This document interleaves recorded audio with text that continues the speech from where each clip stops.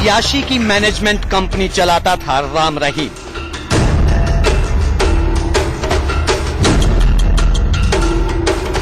Marketing company की तरह राम रहीम ने तय किए थे प्रमोशन के फील्ड।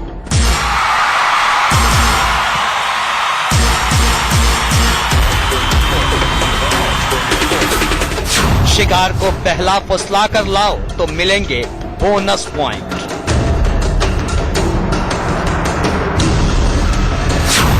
जब बोनस पॉइंट इकट्ठा हो जाएं तो मिलता था प्रमोशन। आ रहा मजा है, नाच जमजम है। राम रहीम की इस बदनाम कंपनी में 7 वर्किंग डे थे।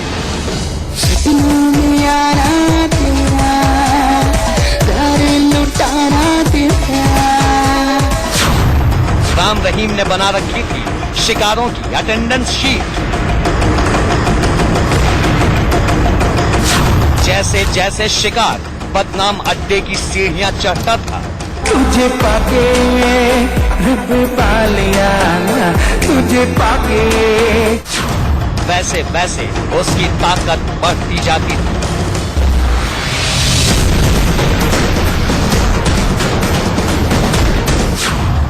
चार होती थी मंजिलें। संग संग तेरे जो आए मजा कर सकूं मैं बयान नहीं।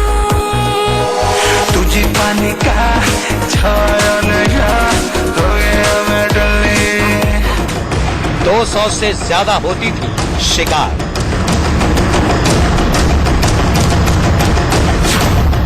आज देखिए राम रहीम का हनीमून हंगामा।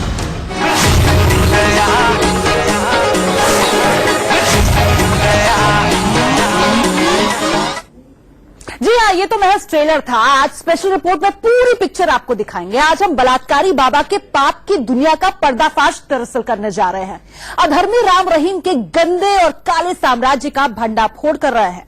राम रहीम ने अय्याशी के अड्डे का दरअसल ऐसा मैनेजमेंट कर रखा था जिसकी सच्चाई जानकर आप दंग रह जाएंगे, हैरान हो जाएंगे। लड़कियों के जरिए ही ये बलात्कारी बाबा लड़कियों को फांसने का, अपनी हवस का शिकार बनाने का मौका तलाशता था। देखिए राम रहीम की पाप की दुनिया की पूरी और सच्ची कहानी इस रिपोर्ट में। ये जाना तुझे पाके रब पा लिया, तुझे पाके ये जाना तुझे पाके। शिकारी राम रहीम का सबसे बड़ा राज खुलने वाला है। गुनाहों का बाबा अपनी बदनाम गुफा में कैसे करता था लड़कियों का शिकार? कौन थी राम रहीम के हरम की सबसे बड़ी राजदार? ये जानने के लिए सबसे पहले इस चार्ट को देखिए। दिख रहा है, यही है राम रहीम की गुप्त लंका की सबसे बड़ी राजदार। राम रहीम की गुफा में कब किसको भेजना है, इसकी पूरी जानकारी इन्हीं के पास होती थी। आज टीवी पर पहली बार देखेंगे और सुनेंगे कि राम रहीम की सप्त ब्रह्मचारिणी कौन होती थी, ब्रह्मचारिणी का क्या काम होता था, हेड साध्वी क्या करती थी, गर्ल्स हॉस्टल प्रबंधक के जिम्मे क्या काम था। अब एक एक कर जानिए। राम रहीम के हरम की सबसे बड़ी राजदार हनीप्रीत।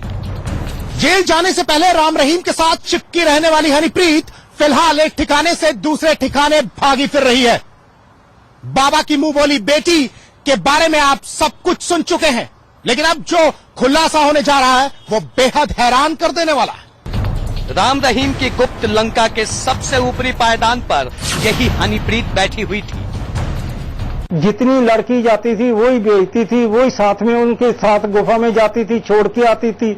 उसको सारा पता था और ये कुकर्म का तो सारा उसको एक एक लड़की का नॉलेज है उसको कि किसको कब भेजना है, किसको कब भेजना है, किसको कब वापस बुलाना है और दूसरी को कब भेजना है, उसको सारा नॉलेज थी। जो भी कुछ डायरेक्शन या उनको देना होता था तो हनीप्रीत ही देती थी। बाबा जी गुरमीत राम जी का मैसेज भी वही देती थी नीचे।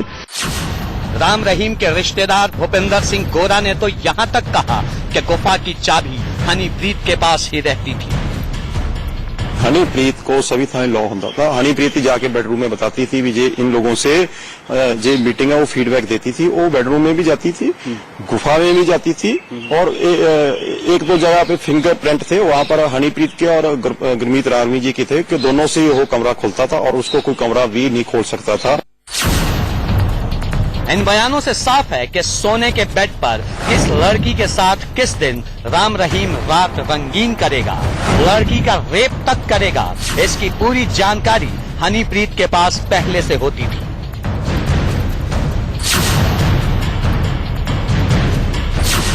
गजब का नाम दिया था राम रहीम ने सप्त ब्रह्मचारिणी।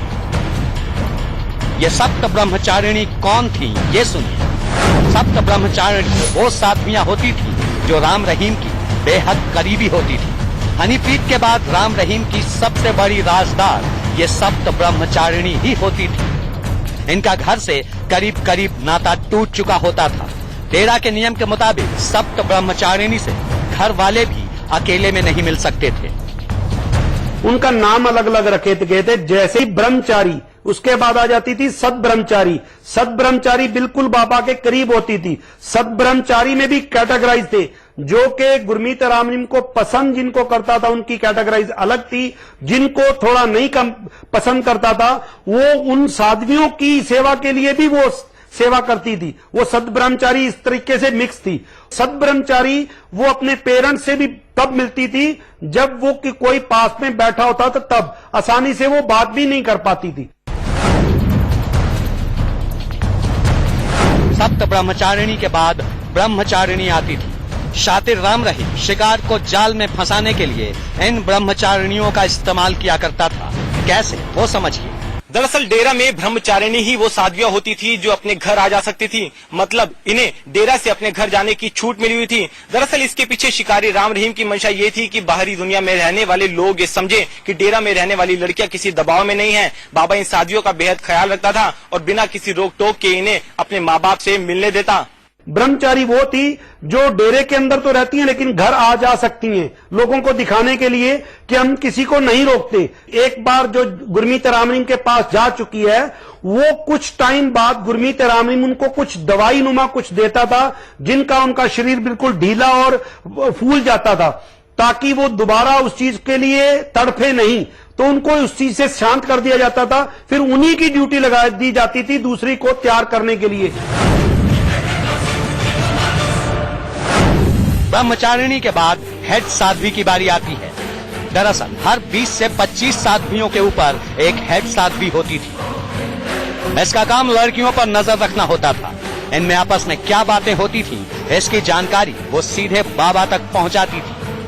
एक लड़की दूसरी लड़की को प्रेरित करती थी, उनको परमात्मा के नाम के बारे में बताती थी, सेवा के बारे में बताती थी, और सबसे बड़ी चीज बताती थी खसम। ये खसम शब्द हस्बैंड के लिए यूज होता है। ये कहती थी कि परमात्मा ही असल खसम है, उसके लिए हमें तन मन धन सभी कुछ देना है। तो ये आपने सेवा भी कर ली, सब कुछ कर ली, अगर तन भी मांगे तो परवाह नहीं करनी, क्योंकि ये हमारी खुशी होगी। इससे ज्यादा ऊपर कुछ नहीं हो सकता कि खुद परमात्मा हमसे इस चीज की डिमांड कर रहा है। बदनाम गुफा में भोली भाली लड़कियों को फंसाकर भेजने में गर्ल्स हॉस्टल प्रबंधक का बड़ा रोल होता था। ये लड़कियों को डराती और धमकाती भी थी, यहाँ तक कि जरूरत पड़े तो पिटाई भी करती थी।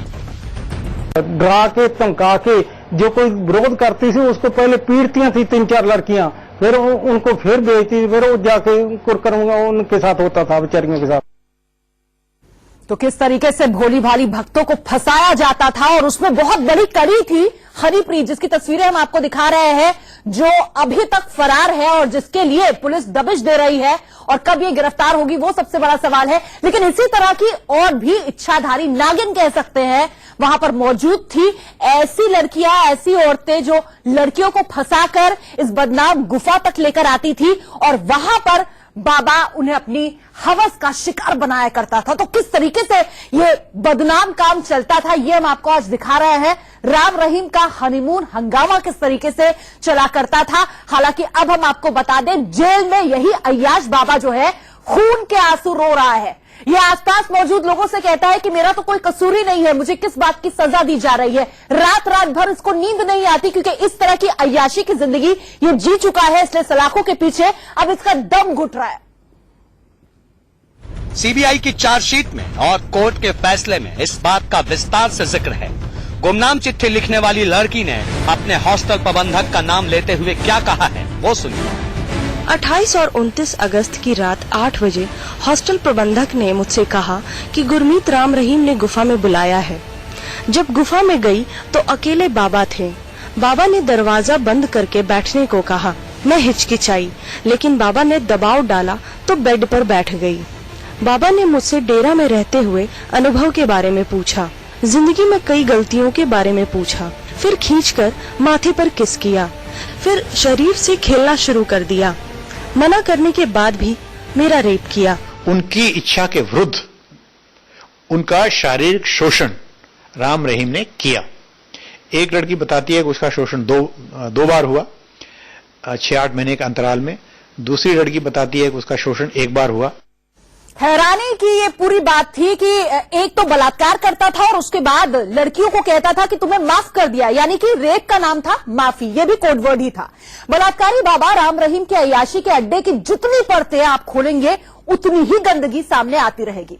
इस खास पेशकश में अब हम आपको उसकी गंदी गुफा और पाप की दुनिया में इस्तेमाल किए जाने वाले कोडवर्ड्स के बारे में बताते हैं और उन गंदे कोडवर्ड को डिकोड करने की भी कोशिश करते हैं इस रिपोर्ट के जरिए। गौर से देखिए।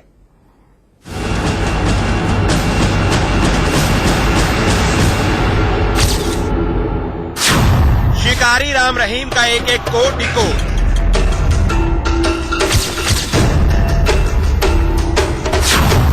तेरा में माफी का मतलब क्या था?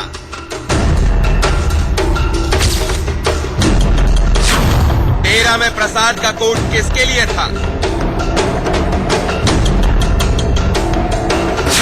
तेरा में पवित्र अपवित्र क्या था?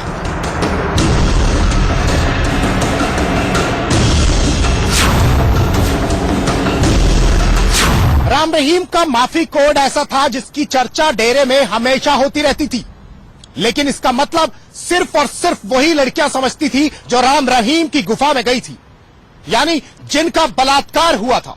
अक्सर लड़कियां गर्ल्स हॉस्टल में एक दूसरे से पूछती रहती थी कि बाबा ने उसे माफ किया कि नहीं। जो लड़की बाबा का शिकार नहीं हुई थी वो समझ नहीं पाती, लेकिन जो गुफा के अंदर गई थी वो या तो हंसकर टाल देती थी या फिर बाबा को गाली देती थी। सीबीआई की चार्जशीट और कोर्ट के फैसले में माफी शब्द का जिक्र है। गुमनाम चिट्ठी लिखने वाली पीड़िता ने कहा है, जब वो डेरा में रहती थी तो बाकी साधुइयाँ उससे पूछा करती थीं कि बाबा ने उसे माफ किया कि नहीं। जब मैं उनसे पूछती कि माफी का मतलब क्या है तो साधुइयाँ हंसकर उसे टाल देती थीं। गुमनाम चिट्ठी लिखने वाली पीड़िता ने कहा है, रेप करने के बाद जब वो रो रही थी तो बाबा ने कहा कि आज के बाद उसकी सारी गलतियां माफ हो गईं। पीड़िता ने जैसे ही राम रहीम के मुंह से माफी शब्द सुना तभी उसका माथा ठनका और एक झटके में माफी का मतलब समझ गई। माफी मतलब बाबा ने उसका रेप किया है कि नहीं। डेरा में जब गुफा में जाती थी और कोड वर्ड रखा था, अभी अपने बाबा ने माफी दे दी, तो जिसके साथ को कर्म कर देता था वो दूसरी लड़कियों को आके बताती थी, हाँ मेरे को माफी मिल गई है, ये उनका कोड वर्ड था। और फिर दूसरी लड़की जाती थी, वो उनको पूछती थी आपको माफी मिल गई? हाँ जी मिल गई। वो उनको पता चल जाता था ये इसने बाबे ने कुकर्म कर लिया। माफी मतलब बलात्कार, प्रसाद का मतलब भी बलात्कार ही होता था। जो लड़कियां राम रहीम की गुफा से निकलकर रात के अंधेरे में गर्ल्स हॉस्टल में आती थीं, तो दूसरी साधवियां पूछती थीं, बाबा ने प्रसाद दिया कि नहीं। क्या आपको प्रसाद मिलेगा? तो अगर वो पहले बाबा के पास जा चुकी है तो बाकी की उसको पूछती थी कि आपको प्रसाद मिल गया। और जो लड़की नहीं मानती थी, पंजाब साइड से ऐसी लड़कियां मिली हैं, ऐसी लड़कियां वहां रहती थी जो इस काम के लिए जिन्होंने इग्नोर कर दिया और उसको इतना पीटा गया कि आज भी वो बेड रेस्ट पे है, उसकी रीढ़ की हड्डी आज भी टूटी हुई है। गुमनाम चिट्ठी लिखने वाली पीड़िता ने सीबीआई को दिए बयान में कहा है, रेप करने के बाद बाबा ने ये भी कहा कि बाहरी दुनिया में रहने की वजह से मैं अपवित्र हो गई थी। ये सब करके तुम्हें पवित्र कर रहे थे और आज से तुम्हारी सारी गलतियों को माफ किया। बाबा के गंदे खेल का एक एक कोड डिकोड हो चुका है, लेकिन इसके आगे अभी और बड़ा खुलासा होना बाकी है। Bureau report, India news. इस गंदी गुफा तक पहुंचने के खौफनाक रास्ते में कौन कौन से अहम मोड़ आते थे, सबसे बड़ा खुलासा अभी बाकी है। आप बने रहिए इंडिया न्यूज के साथ। इनके बारे में हर रोज हैरान कर देने वाला खुलासा होता है और हर खुलासा चौंकाने वाला होता है। इस रिपोर्ट में देखिए कि जिस पीड़िता के केस के आधार पर उसे सलाखों के पीछे भेजा गया, उसका कहना क्या था।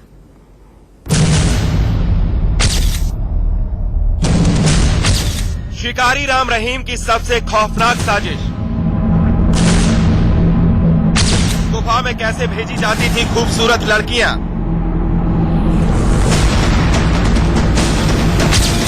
कौन करता था राम रहीम की गुफा की पहरेदारी। शिकारी राम रहीम ने अपने चारों तरफ ऐसा जाल बुना था कि हर वक्त जब चाहे वो किसी भी लड़की को गुफा में बुला सकता था। उसके अंदर एक डर भी था, वो ये कि गुफा का राज बाहर नहीं जाना चाहिए, इसलिए गुफा की पहरेदारी उन्हीं लड़कियों के जिम्मे थी जिनमें से किसी को वो रात में अपने पास बुला सकता था। 25 फरवरी 2005 को गुमनाम चिट्ठी लिखने वाली पीड़िता से जब सीबीआई ने पूछताछ की तो पीड़िता ने कहा, महाराज गुरमीत सिंह एक गुफा में रहते थे जहां साध्वियों को ड्यूटी पर लगाया जाता था। मुझे भी ड्यूटी पर रखा गया था। 20 दिन का साइकिल होता था जिसमें रात में रुकना पड़ता था। 20 दिन साइकिल का मतलब होता था कि जिस लड़की की शिफ्ट रात में एक दिन होती थी, उसकी दूसरी शिफ्ट 20 दिन बाद आती थी। सीबीआई की चार्जशीट और कोर्ट के फैसले के मुताबिक दूसरी पीड़िता ने कहा है, गर्ल्स हॉस्टल से गुफा की ओर जाने के लिए एक रास्ता था जिसके दरवाजे पर साध्वियों की ड्यूटी लगाई जाती थी। ये ड्यूटी 2 शिफ्ट में लगती थी। पहली शिफ्ट की शुरुआत रात 8 से 12 बजे और दूसरी शिफ्ट रात 12 बजे से सुबह 4 बजे तक की होती थी। गुरमीत राम रहीम मामले में सीबीआई की चार्जशीट और कोर्ट के फैसले में साफ जिक्र है कि गुरमीत राम रहीम की गुफा के 3 गेट थे। 2 गेट संगत की ओर खुलते थे और तीसरा गेट सीधे गर्ल्स हॉस्टल की ओर। डेरे में बैठा शिकारी गुरमीत राम रहीम 2 गुफाओं में रहता था। एक गुफा नई बिल्डिंग में थी और दूसरी गुफा पुरानी बिल्डिंग में। इस बात का खुलासा पीड़िता ने अपने दिए गए बयान में और बेनाम लिखी चिट्ठी में किया है। पहली बार रेप के बाद मुझे नए डेरे से पुराने डेरे में शिफ्ट कर दिया गया। तकरीबन 1 साल बाद प्रबंधक महिला ने कहा कि बाबा ने उसे गुफा में बुलाया है। आदमियों का गेट से हम अंदर जाते ही जब गुफा का एक पहले दरवाजा था, बाहर से एक 4 दीवारी थी। 4 दीवारी के अंदर गुफा, गोल कमरे को गुफा कहा जाता था। उसमें से एक अंदर दरवाजा था कि बाहर से अगर कोई आए तो वहीं पे मिल ले, अगर वो अंदर गुफा के अंदर नहीं जा सकता, वो बाहर की बाहर मिल ले। उसके अलावा फिर अंदर जो एक छोटी सी पौड़ियां थी, पौड़ियां चढ़ के ऊपर जाके फिर अंदर से पौड़ियां नीचे उतरती थी उस कमरे के लिए। कोर्ट के फैसले में इस बात का जिक्र है कि दोनों गुफा के बीच में 5 से 6 किलोमीटर की दूरी है। मतलब साफ है कि बाबा दोनों गुफाओं में अपनी मर्जी के मुताबिक आता जाता था। सीबीआई की चार्जशीट और कोर्ट के फैसले में इस बात का साफ साफ जिक्र है। राम रहीम ने एक लड़की को रेप के बाद उसका उपनाम नज्म दिया था और उसकी बहन जिसका भी बाबा ने रेप किया था उसका नाम तस्लीम दिया था। तो ऐसा था बाबा की बदनाम गुफा का गुप्त राज। शिकारी राम रहीम हर वो हथकंडे अपनाता था जिससे लड़कियां उसके जाल में फंसे और जो नहीं फंसे उनके लिए अलग तरह के हथकंडे अपनाता था। मसलन उनके साथ मारपीट होती थी, धमकाया जाता था। Bureau report, India news.